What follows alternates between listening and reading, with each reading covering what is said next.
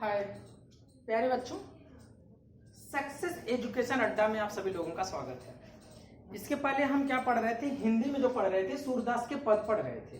तो उसमें मैंने क्या था, कुछ जो इम्पोर्टेंट वीडियो थी उसको अपलोड किया था और मैंने अच्छे से पढ़ाया था कि क्या क्या चीजें आती हैं, क्या क्या उसमें लिखना होता है। ये मैंने सारी चीजें बताई थी। उसमें 2-3 चीज बताई थी कि मैंने कि संदर्भ होता क्या है, व्याख्या क्या होती है और काव्यगत सौंदर्य क्या होता है और कितने नंबर का आता है। एक बार फिर मैं आप लोगों को रिवाइज करा रहा हूँ। उसके बाद ये पूरे एक नया वीडियो, हमारा एक नया टॉपिक, नया हमारा पद्य है, इसको मैं पढ़ाऊंगा। तो इसके पहले वाली वीडियो मैंने बताया था कि जो संदर्भ होता है हमारा 1 नंबर का होता है, व्याख्या हमारा 4 नंबर का होता है और हमारा काव्यगत सौंदर्य 1 नंबर का होता है, यानी टोटल 6 नंबर का आता है। टोटल संदर्भ में हम ये लिखते हैं, 2 चीजें लिखते हैं। एक तो हमारे रचनाकार कौन है, इसके रचनाकार और शीर्षक, 2 चीज, या शीर्षक रचनाकार क्या करता है। जो कवि, जो हमारा एग्जामिनर होता है, जब एक पद्य देता है तो सिर्फ ये देखना चाहता है पहले संदर्भ में कि क्या इस बच्चे को पता है कि ये पद्य कहाँ से लिया गया और कि कौन इसके लेखक हैं। उसका मेन फोकस सिर्फ 2 चीजों पे होता है। वो होता है पहली बात शीर्षक पे। ये शीर्षक क्या होता है, जो उस पद जिस नाम से दिया रहता है वो शीर्षक होता है उसका, और उसके लेखक कौन है, रचनाकार कौन है। ये 2 चीजें उसमें हमें लिखना होता है। तो मैंने बताया था तक हम लिखते कैसे हैं, और जो ये सूरदास जी ने लिखा है, ठीक है, सूरसागर से लिया गया है। सूरदास जी की रचना है सूरसागर, उसमें तो उनकी बहुत रचना है, सूरसागर, सुरावली, साहित्य लहरी। तो ये सूरसागर से लिया गया, सूरसागर से उठा करके आपकी जो पुस्तक है काव्यखंड, उसमें पद के नाम से लिया हुआ है। तो इसके हम संदर्भ ऐसे लिखेंगे। मैंने बताया था फर्स्ट वीडियो में कि प्रस्तुत पद्य सूरसागर से हमारी पाठ्य पुस्तक काव्यखंड, सूरसागर से उठा करके, सूरसागर से हमारी पाठ्य पुस्तक काव्यखंड के पद से लिया गया है। और इसके जो रचयिता है वो सूरदास जी है। सूरदास जी की रचना अपने आप पता चल जाती है, क्योंकि सूरदास जी और रहीमदास जी क्या करते हैं, जब अपनी रचना करते हैं तो अपना नाम जरूर लिखते हैं ताकि कोई भूले ना उन्हें। यहाँ पे देखो सूर का नाम आते ही सूरदास जी हो गए। कभी कभी तो पूरा नाम लिख देते हैं ताकि तुम लोग पहचान जाओ। अब देखते हैं कि अब दूसरी बात आती है व्याख्या की। व्याख्या क्या होती है कि जो कवि होता है, अलग अलग कवि होते हैं और अलग अलग भाषाओं का प्रयोग करते हैं।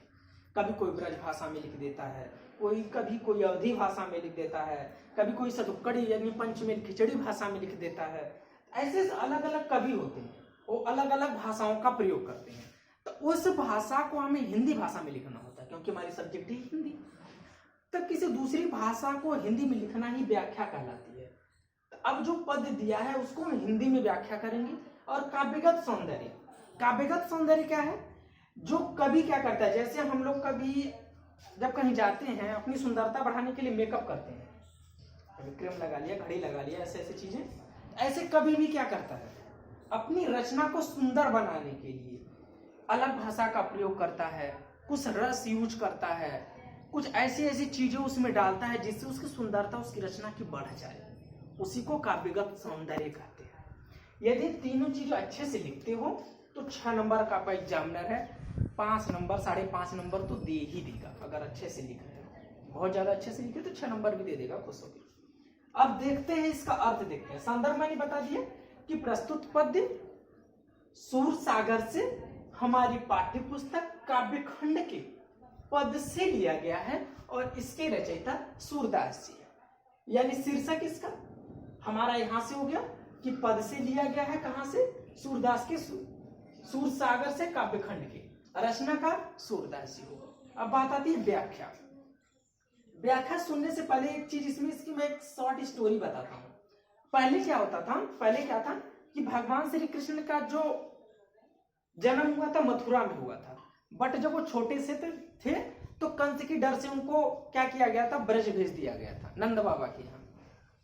अब जब नंद बाबा के यहाँ भेज दिया गए थे तो वही उनका लालन पालन होता है, और जब बड़े हो जाते हैं तो वापस वो मथुरा चले जाते हैं। तो जो उनका लालन पालन की रहती है वो माता यशोदा की रहती है, और जो देवकी रहती है उनकी रियल माता होती है। यानी जो जन्म दी रहती हैं वो तो देवकी होती है, वो देवकी होती है जो मथुरा में रहती है, जो श्री कृष्ण की माता है। अब जो यशोदा माता है, यशोदा, जो यशोदा माता है ये ब्रज में रहती है, इन्होंने श्री कृष्ण का लालन पालन किया था। तो जो माँ लालन पालन करती है, बच्चे को जन्म नहीं दी रहती है, उसे धाय माँ कहते हैं। क्या कहते हैं? धाय माँ, यानी लालन पालन करने वाली माँ, उसे धाय माँ कहते हैं। तो यहाँ पे क्या है, यशोदा जो माता है वो धाय माँ है और देवकी जो है उनकी सगी माँ है। अब क्या होता है कि जब वो बड़े हो जाते हैं, मथुरा चले जाते हैं, तो श्री कृष्ण का लालन पालन उनकी माता यशोदा जो धाय माँ की रहती हैं, तो उनको सारी चीजें पता रहती हैं कि कौन सी चीज उन्हें पसंद है, कौन सी चीज उन्हें पसंद नहीं है। तो वही चीजें क्या होती है कि जब वो मथुरा चले गए रहते हैं तो एक संदेशा भेजती है, किसके? उद्धव जी के द्वारा, जो श्री कृष्ण के दोस्त रहते हैं। तो उद्धव जी के द्वारा क्या करती है, एक संदेशा भेजती है कि जा करके देवकी से कहना कि हमारे बच्चे को क्या क्या पसंद है, क्या क्या नहीं है। वैसे कहते हैं कि वो उनकी माँ है तो उनको तो सारी चीजें पता होगी, लेकिन फिर भी मैं बता रही हूँ कि धाय माँ होने के नाते फिर भी मैं उनकी इतनी मुझे फिक्र है, फिर भी मैं बता रही हूँ कि उनको क्या पसंद है क्या नहीं। तो वही सूरदास जी ने कितना सुंदर लिखा है, एक बार ध्यान से देखना। संदेशो देवकी सो कहियो। संदेशो मतलब होता संदेशा, संदेश जिसे कहा जाता है। संदेशो मतलब संदेशा होता है, खबर, न्यूज, संदेशा। देवकी मतलब जो उनकी माता देवकी रहती है, श्री कृष्ण की जो रियल माता। सो कहियो मतलब कहना, कह रही है कि हे उद्धव, संदेशो देवकी सो कहनो, मेरा जो संदेश है वो श्री कृष्ण की माँ देवकी से कहना। संदेशो, हे पथिक, हे उद्धव, संदेशो मेरा संदेशा, देवकी सो कहियो, श्री कृष्ण की माता देवकी से कहना। संदेशो देवकी सो कहियो, क्या कहियो? हव तो धाय, कह रहे हैं कि वैसे तो, हव तो, वैसे तो, वैसे तो। धाय मतलब धाय माँ होता है, लालन पालन करने वाली माँ, धाय माँ। कह रही है हव तो धाय, वैसे तो मैं धाय माँ हूं, किसकी? तिहारे मतलब तुम्हारे। तिहारे मतलब क्या होता है? तुम्हारे। सुत मतलब होता है पुत्र, ठीक है। हव तो धाय तिहारे सुत की, वैसे तो मैं तुम्हारे पुत्र की धाय माँ हूं। हव तो वैसे तो हूं, धाय माँ मतलब धाय माँ हूं तिहारे सुत की, तुम्हारे पुत्र की। वैसे तो मैं तुम्हारे पुत्र की धाय माँ हूं। दया करते ही रहे हो, मुझ पे दया करते रहना, यानी उसकी धाय माँ होने के नाते मेरे ऊपर कृपा करते रहना कि मेरी बातों को मान लेना। दया करते ही रहे हो, मेरे ऊपर दया करती रहना। हव तो धाय तिहारे सुत की, वैसे तो मैं तुम्हारे पुत्र की धाय माँ हूं, दया करते ही रहे हो, मेरे ऊपर दया करते रहना। क्या? यद्यप टेव तुम जानत उनकी, तो मोहि कहीं आवे। यद्यप मतलब यद्यपि, यानी फिर भी। टेव मतलब क्या होता है? आदत। टेव मीन्स क्या होता है? आदत। तुम जानत उनकी, यद्यपि आप श्री कृष्ण की आदतों को जानती हैं। यद्यपि टेव तुम जानती उनकी, यद्यपि आप उनकी आदतों को जानती हैं, फिर भी, तब फिर भी, मुंह ही कभी आओ, फिर भी मैं आपसे कह रही हूं। तब मतलब फिर भी, मोह मतलब मैं, कहीं आओ मतलब आपसे कह रही हूं, फिर भी मैं आपसे कह रही हूं। यद्यपि टेव तुम जानती उनकी, तब मोह कहीं आवे। यद्यपि आप उनकी आदतों को जानती हैं, फिर भी मैं आपसे कह रही हूं। क्या कह रही हूं? प्रात होत मेरे लाल लड़ते माखन रोटी हमें। प्रात होत मतलब सुबह होते ही, प्रात मतलब होता है सुबह। प्रात होत सुबह होते ही, मेरे लाल लड़ाते मतलब मेरे लाडले श्री कृष्ण को, लड़ाते मतलब होता है लाडला, प्यारा। लड़ाते मतलब लड़ाना मत समझ जाना। प्रात होत मेरे लाल लड़ाते, सुबह होते ही मेरे लाडले श्री कृष्ण को माखन रोटी, माखन मतलब मक्खन होता है, रोटी भावे मतलब पसंद आना, रुचिकर, पसंद आना, पसंद आना। क्या कह रही है? प्रात होत मेरे लाल लड़ाते, माखन रोटी भावे, सुबह होते ही मेरे लाडले श्री कृष्ण को माखन रोटी खाना बहुत अच्छा लगता था, माखन रोटी बहुत भाता था। तेल उबटन अरुतातो जल, देखत ही भज जाते। तेल मतलब तेल होता है, उबटन मतलब बुकवा होता है, जिसे हिंदी में भोजपुरी में कहते हैं बुकवा, जो लगाते हैं, जो सरसों को पीस करके करते हैं, उसे कहते हैं बुकवा। तातो मतलब गर्म होता है, तातो जल मतलब पानी। तेल उबटन, तेल और बुकवा, और मतलब और, क्या कह रही है? तेल, बुकवा और गरम जल को देखते ही, तातो जल और गरम जल, देखत मतलब देखते ही, भज जाते मतलब भागने लगता है।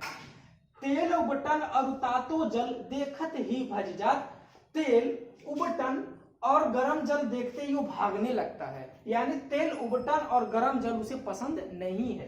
तेल उबटन और तातो जल देखत ही भज जात, तेल उबटन और गरम जल को देखते ही वो भागने लगता है। तब क्या होता? नहाता नहीं थे वो, नहाते नहीं थे जल्दी। अगर वो गरम जल देख गए या तेल देख गए, उबटन देख गए, नहाते कैसे थे वो बता रही हैं। जोई जोई मांगत, जो जो मांगता था, मांगत मतलब मांगना, जो जो मतलब जो जो, जो जो चीजें, मांगत मतलब मांगना, सोई सोई मतलब ओ चीजें, यानी जो जो चीजें वो मांगते थे वो देती थी। जोई जोई मांगत सोई सो देती, जो जो वो मांगता था मेरा लाडला, मैं वो देती थी।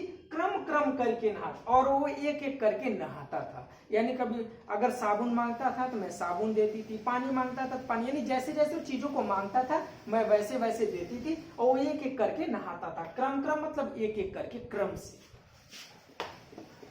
एक एक करके मतलब करके, नहा तो मतलब नहाना, स्नान करना। क्या कह रहे?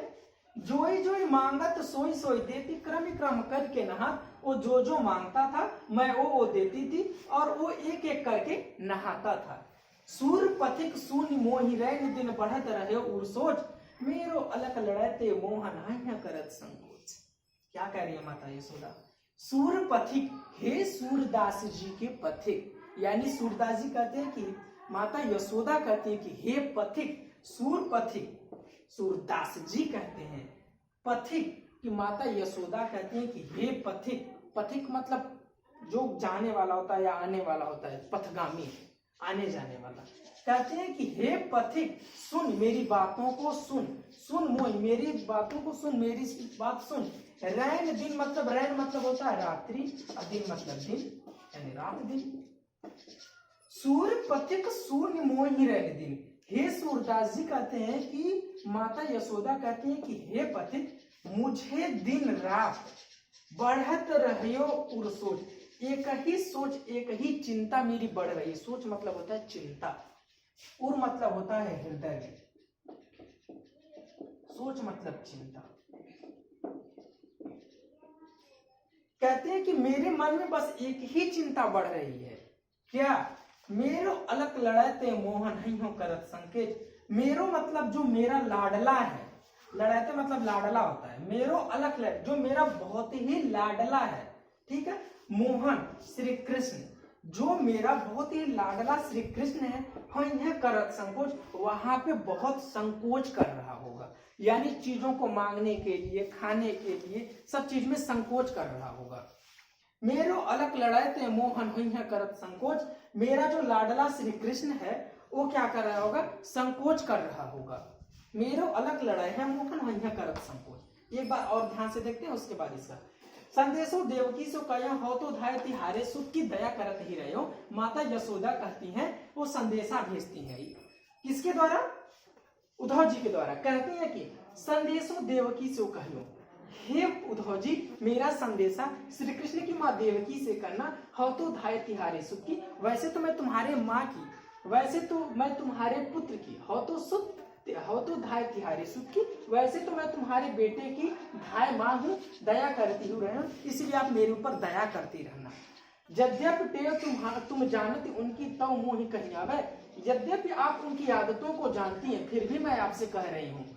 प्रातः होत मेरे लाल लड़ते माखन रोटी भावे, सुबह होते ही मेरे लाडले श्री कृष्ण को माखन रोटी बहुत अच्छा लगता था। तेल उबटन और तातो जल देखते ही भज जात, तेल उबटन और गरम जल देखते ही वो भागने लगता था। जो जो मांगत सोई सोई देती, क्रम क्रम करके नहा, जो मांगता था मैं वो देती थी, और वो एक एक करके नहाता था। सूर्य पथिक सुनि मोहि रैन, दिन बढ़त रहे और सूझ। सूरदास जी कहते हैं कि माता यशोदा कहती हैं कि हे पथिक, मेरे मन में सिर्फ दिन रात एक ही संकोच बढ़ रहा है, क्या मेरो अलग लड़ाते मोहन नहीं करत संकोच, कि वहां पे जो मेरा लाडला श्री कृष्ण बहुत संकोच कर रहा होगा।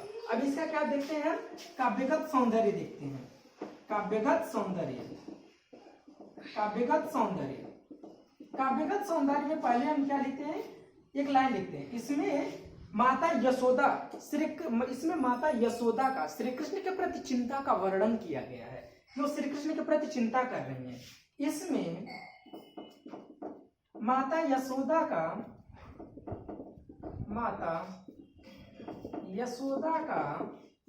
श्री कृष्ण के प्रति चिंता का वर्णन किया गया है, चिंता का वर्णन किया गया है, चिंता का वर्णन किया गया है। दूसरी चीज क्या थी, हम भाषा लिखते थे। मैंने बताया था कि जो सूरदास की जितनी भाषाएं वो ब्रज भाषा में है। शैली क्या है इसकी,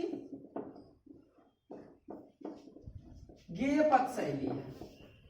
जो चीजें गाय के पढ़ी जा सकती हैं गेय पद होते हैं, गेय पद शैली, गेय पद शैली। अब उसके बाद क्या आती है, गेय पद शैली हो गई, उसके बाद क्या आती है, रस आता है। मैंने बताया था जहां माँ का अपने पुत्र के प्रति प्रेम प्रदर्शित किया जाए वहां वात्सल्य रस होता है। यहाँ पे कौन सा रस होगा, वात्सल्य रस, वात्सल्य रस। माँ का अपने पुत्र के प्रति चिंता का वर्णन किया गया, इसलिए वहां पे वात्सल्य रस है। और क्या है, हमारा भाषा भी हो गई, शैली भी हो गया, रस हो गया। अब एक चीज बचती है हमारा अलंकार। अलंकार कौन का, जो वहां पे दो वर्ड बार बार आ जाए वहां पे क्या हमारा अनुप्रास अलंकार होता है। यहाँ पे देखो क्या है, जय जय बार बार आवृत्ति हुई है, यहाँ पे क्या है, अनुप्रास अलंकार है। क्या है, अनुप्रास अलंकार। बस अभी तीन ही चीजें हो गई हमारी, संदर्भ हो गया, व्याख्या हो गया, काव्यगत संदर्भ हुआ। ठीक है, अब ये यहीं पे कंप्लीट होता है। अच्छे से समझना, वीडियो पसंद है लाइक करना, शेयर करना, सब्सक्राइब करना, जितना से जितना हो सके शेयर करना। Thank you.